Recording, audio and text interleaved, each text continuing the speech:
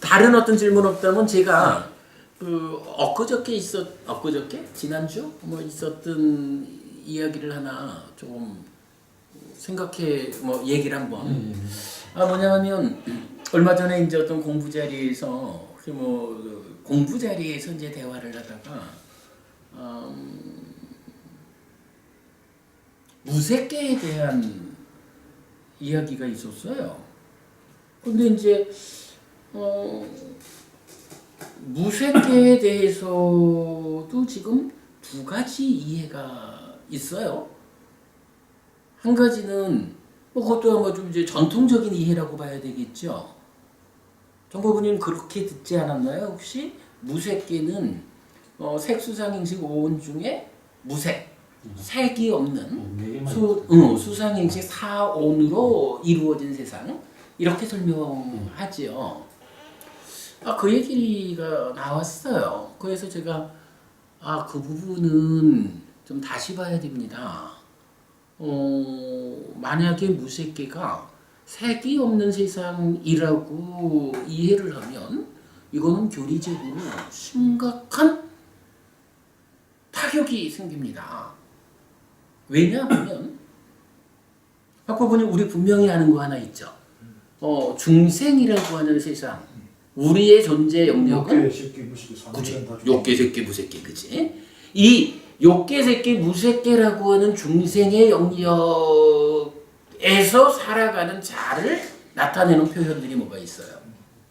일단 오치온, 또 유신, 또는 식과 명색이라는 12연기적인 해석.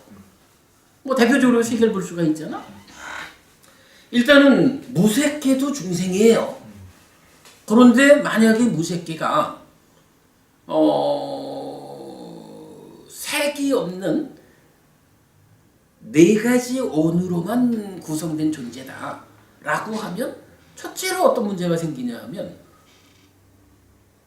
나라는 존재가 무엇이냐? 오치온이다 라는 이 정의가 깨져야 돼요. 부처님이 오치온이라고 말하는 이 중생의 영역은 욕계와 색계만을 제한적으로 지칭한다. 이렇게 돼야 돼. 그래서 곤란하다. 사가야, 유신이죠. 물론 이 유신에 대해서 학자들하고 저하고 보는 내용이 좀 다르죠. 학자들은 그러니까 사와 가야라고 해서 이 사야를 존재하는 거, 그러니까 아뜨만 개념으로 이래봐서 이제 몸과 아뜨만의 어떤 조합된 개념으로 보지만 우리는 그냥 사가 가지는 위드라는 개념을 그냥 적용하니까 마음이 몸과 함께하는 상황으로의 중생의 영역, 중생의 삶, 오히려 명확하죠. 그랬을 때 유신이라고 하는 마음이 몸과 함께하는 상태로 알려지는 중생의 삶, 여기에서 무색계가 몸이 없다라고 말하면 아이고 무색계는 중생을 떠났어, 윤회하지 않는 상태가 돼. 이거 교리적으로 심각한 타격이거든요. 그래 말이야. 거기에다가 12연기가 말하는 또는 십지연기에서도 그렇고 식과 명색에 서로 조건됨에 의해서 내가 구성되잖아요. 이럴 때 색이 없는 상태가 있다라고 하면 식과 명색으로 구성되는 나라는 존재의 영역이 무색계를 배제하는 거야. 그러면 12연기가 욕계, 색계, 무색계라고 하는 중생의 삶의 과정에서 어떤 과정으로 괴로움이 생겨날까? 우리가 계속 말하는 마음이 몸과 함께 세상을 만나는 이 과정의 어느 자리에 어떤 문제가 있어서 괴로움이 생길까? 이걸 설명하는 12연기가 그 중에 무색계는 빼고 이 얘기가 돼버려. 그러니까 무색계를 색 없는 세상이라고 이해하는 것은 아주 심각한 문제거든요. 그래서 이제 제가 그렇게 보면 안 될 겁니다. 그건 좀 곤란합니다. 아마도 그게 후대의 주석서나 이렇게 이제 무색계를 설명하는 것 같은데 그렇게 보면 좀 곤란하지요. 이랬더니 이거 아비담마가 정의하는 겁니다. 이렇게 얘기를 해요. 그러니까 그래서 제가 그게 아비담마였던가요? 그럼 뭐 아비담마라고 해도 부처님 가르침하고 경전이 말하는 바하고 괴리된 내용이 있으면 그 부분을 따라갈 수는 없지요. 이랬더니 해피스님도 아비담마를 좀 공부해 보라고 아비담마가 답을 주는데 이런 얘기를 하는 거예요. 그래서 제가 그렇지 않습니다. 공부는 누가 뭐라 해도 부처님 살아서 직접 설한 가르침으로 이 기준이 있는 겁니다. 부처님 살아서 직접 설한 그 가르침에 의해서 기준을 삼고 그것에 의해서 삶의 문제를, 그러니까 삶을 이해하고 그 문제에 대응해야지. 뭐 아비담마가 그런다라고 해서 경과 다른 이야기를 받아들인다? 곤란하지요. 자, 내가 한 가지 그럼 더 얘기를 하지요. 이러면서 담마론도 부부님은 우리 구차재정 법회하면서 공무변처에 대한 정의가 몇 번 나왔었죠. 무색계라는 게 공무변처, 식무변처, 무서유처, 비상비비상처 4개의 처거든요. 그 시작 자리가 공무변처라고. 근데 공무변처가 경전에서 정확하게 정의가 된다고. 공무변처라는 세상이 어떤 세상이냐? 인식을 그렇죠.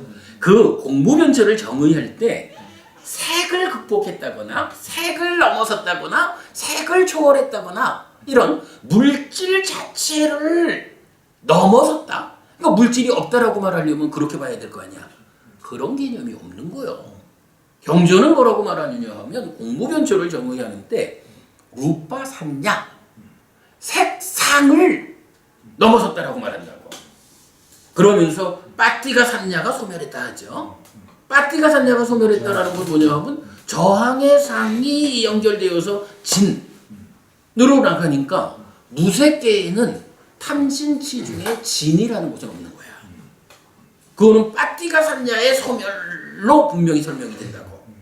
그런데 무색계에서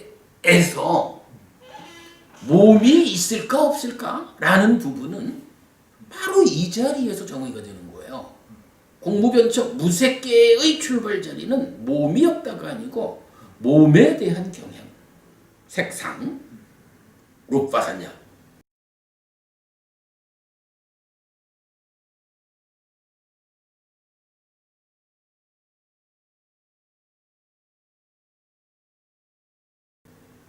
몸에 대한 경향이라는 게 사실은 간단한 거예요. 우리가 색계와 무색계를 어떻게 구분해? 뭐 기존의 전통적인 구분 말고 우리가 니까야를 통해서 구분하는 바에 의하면 몸과 마음을 싸잡아가지고 나열하고 집착하는 요거 색계잖아.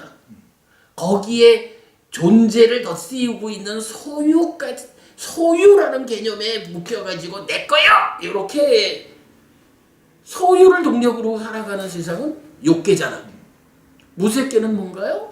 이제 그 중에 제4선에 가서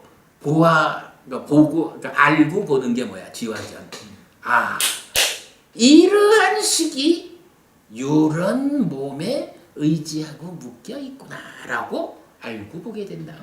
라고 해서 더 이상 식이, 마음이 몸에 의지하지 않고 묶이지 않는 그 상황이 제4선에서의 8방향 중에 하나로 사문과경에서 딱 알려지잖아.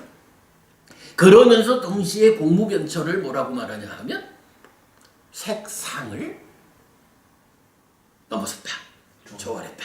라고 하니까 이게 바로 그 얘기가 되는 거야. 제4선까지라는 이 색계의 영역에는 몸까지도 싸잡아가지고 몸과 마음 요거를 나라고 붙잡는 집착, 병든 거니까 그 집착된 상, 루파산냐, 그게 집착된 번뇌인 거야. 그렇게 몸까지를 싸잡아서 붙잡고 있는 요런 색계 중생으로의 번뇌 상태에서 공무변처라고 하는 것은 이제 몸에 대해서 붙잡는 그거는 넘어섰어. 몸과 마음이 없다라는 개념이 아니라 역시 중생이기 때문에 몸과 마음으로 내가 구성되어 있는 것은 변함이 없어요. 다만 새끼 중생이 되었다라는 것은 몸 밖의 것에 대해서 내 거요라고 하는 소유를 극복한 거잖아. 마찬가지 무새끼 중생이 되었다, 공무변처에 올랐다라는 것은 몸에 대해서는 더 이상 나요라고 붙잡지 않게 되었다. 몸에 대한 경향을 넘어섰다. 이렇게 되거든. 그러니까 무새끼가 색이 없다, 몸이 없는 존재 상태다라고 부처님은 말하지 않는다고. 물론 그러니까 이제 그런 얘기 하지 뭐. 보통 이제 이런 문제에 대해서는 그 말을 하잖아요. 인간이 수행을 통해서 무색계에 올라갈 때는 그러하지만 죽어서 무색계에 태어날 때는 몸없이 태어나? 이렇게 이제 사람들이 말을 해. 그거 근거 없는 얘기야. 그래서 이제 제가 그런 이야기를 하면서 또 한 번 느낀 거예요. 아비담마가 물론 이제 그런 아비담마의 연장선상에서 붓다고사 스님이 뭐 마음에 대해서 해석을 하고 청정도론이 지어진 거지만 정말로 아비담마에서부터 이미 이러한 경과의 괴리가 구체적으로 나타나 있구나. 이런 부분을 본 거예요. 그러니 여기서 그냥 말하자면 내가 어떻게 이미 그런 상황을 본 자로서, 그죠? 정부부님, 이러한 상황을 본 자로서 어떻게 내가 전통이라는 이름 위에 경줄론 3장을 공부의 기준으로 삼는 그 무대 위에 뒤에 숨어가지고 사실은 뭐 누가 그 얘기까지 하더라. 갈릴레이가 뭐 지구가 돈다라는 것을 부정해 놓고 뒤에 숨어가지고 그래도 지구가 돌아 이렇게 말을 했다고. 나는 그런 일을 할 수는 없다 라고 저는 생각을 하죠.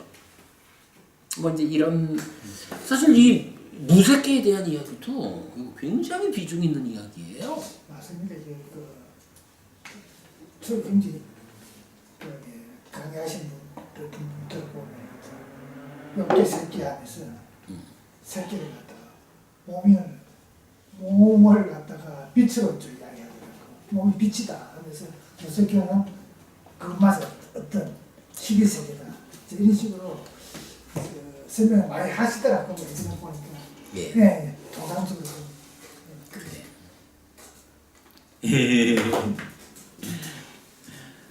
자, 오늘 뭐 우리가 이게 하나의 그 요식행위 같은 거일 수 있어요.